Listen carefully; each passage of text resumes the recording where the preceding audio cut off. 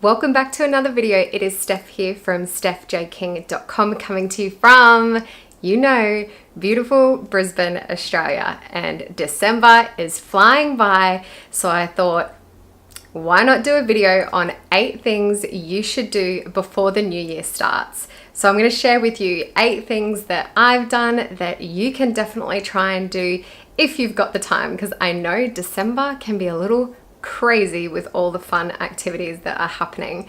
But I'm going to dive straight into number 1, which is you need to close out 2018.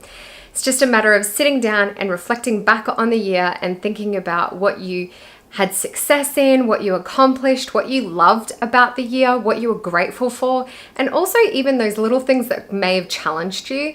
I find just sitting down and really reflecting back on the year and all of these things that I just mentioned gives you that ability to really take note of like the good times, but also things that you might want to work on for the new year as well. So definitely sitting down, reflecting back on the year, closing it out so you can start 2019 nice and fresh. If you do want some help on how you can sort of reflect back on the year, I recently did a video around 5 questions I asked myself to help me reflect back on 2018. So I will leave a link to that video below in the description box for you, and also above here for you to check out later. Number 2 is to let go of the past. Now, life is life and things are going to happen. Good things, bad things, and there's just going to be challenges that come into your life that you're going to have to deal with. Now, this is really important to kind of look back and identify what were those moments in time that you still might be holding on to, that you haven't really sort of let go of an emotion, whether it's like guilt, fear, sadness, whatever it may be, anger. And it's just sort of neutralizing your emotions towards that situation so that you don't carry it forward with you in the new year. Now, I recently did a video on how to handle the hard times. So if you need a bit of help around letting go of some of these situations, I will leave a link to that video in the description box for you to have a look at. Number 3 is to set your intentions and goals for the new year. So now that you've dealt with everything in 2018, you've reflected back on everything that's happened, you've let go as best as you can on those things that were sort of holding you back or holding on to still. So now is the best time to really sit down and go, well, what do I want to get out of 2019? What do I want to achieve? What do you want to feel for the year? Is it that your main 3 words for 2019, are they inspired, loved, strength? And just taking note on when you did that reflection on 2018, what were some of the things that you still want to carry forward that you absolutely loved about that year that you definitely want to continue with? And then also, what were those challenges that really got you in 2018? Is there something that you can do in the new year for you to be able to overcome those challenges next time? I will be sitting down very soon to go through in depth my goals for the new year. So I will record that process and share that with you if you like. Number 4 is to tidy your space. Now, a cluttered space equals a cluttered mind. And I could probably say go for gold and do a massive declutter of your home, but ain't nobody got time for that in December. I plan on doing a massive declutter in 2019. So if you want to join me on that journey, leave me a comment below and let me know, and we can tackle it in the new year. Until then, I suggest just maybe picking out a couple of spaces within your home that you want to just tidy up a little.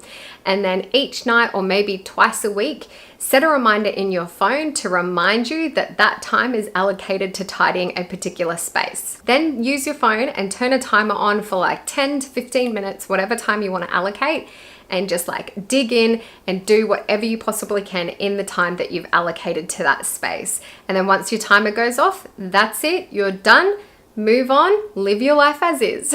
Number 5 is complete any quick wins. So get your to-do list out, have a look what's on there, and maybe circle a few things that you think that will require not a lot of time to get it done. And then just block out some time in your schedule to get these little things done. If you don't get to all of them, that's absolutely okay as well. But even if you can get a few of them just like crossed off, That is such a good feeling, and I feel that you will probably feel a lot more accomplished going into the new year than what you would if you got your to-do list out and there was just a bunch of stuff on there. So some of the things that I got done was my backup and sync wasn't working on my computer with Google Drive, so I fixed that. That took a little bit of time, but it wasn't a huge lengthy thing. I just had to re-download the software. The second thing was I had to take a plant pot back to Bunnings. It was just too small for the plant that I had inside, so I really liked the pot, but it's just not big enough, so I had to take it back. And the third thing was I bought a bin to put all my soil into, and I still haven't done that. So I fixed that up. I took the soil from my dining room, put it in the bin, and put it outside into the garden. So those are my top 3 things that I focused on for this week, and I was able to tick those off my to-do list. Number 6 is to create a book list.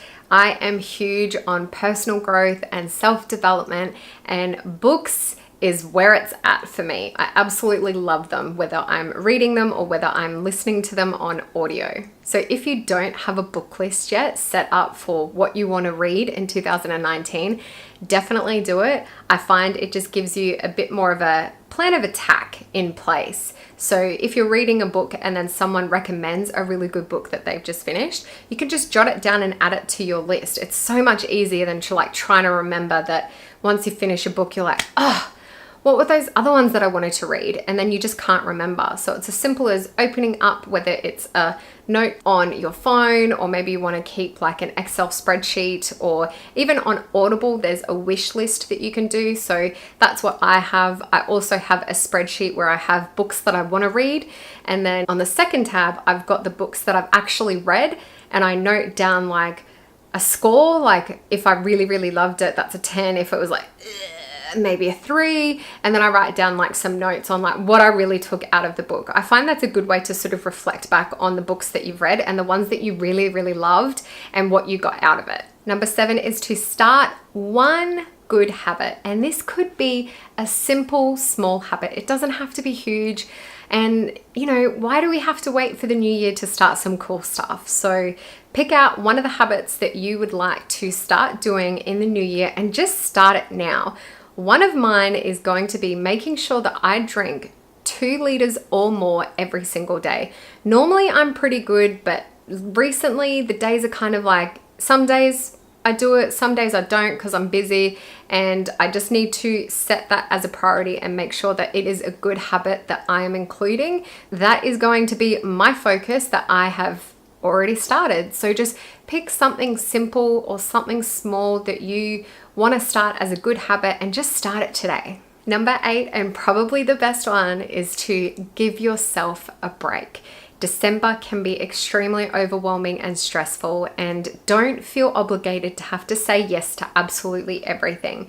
Just take some time for yourself, whether that's a weekend at home doing nothing but binge watching Netflix, or maybe it's some time at the beach with a really good book by yourself, or even maybe splurge a little and have a weekend away. You don't have to have your whole life completely organized and have it all together by 2019. I feel that there's just this overwhelming pressure on people during this time of year that they have to have their life, you know, all boxed up with a little pretty bow on top, and that's just not going to be the case. So take that stress away. Don't even feel that pressure put on you, and just enjoy this time of year. It should really be about doing what makes you happy, whether that's spending a lot of time with friends and family, then do that. But if you're starting to feel a little overwhelmed with the amount of commitments that you've made to things, be okay to maybe let them know that you can't attend anymore, or just learn to say no in a nice way, of course. So those are my 8 things that you should do before the new year. Let me know how you go. Leave me a comment below and let me know if you're going to do one or more or all of these. If you're new here, then I would really love it if you did subscribe. I will leave a link for you up here, and I will also leave a couple of videos on this side for you. My latest one will be down the bottom, and also one that YouTube thinks that you would like, I will leave that one at the top there for you. Until my next video, take care, and I will see you next time. Bye.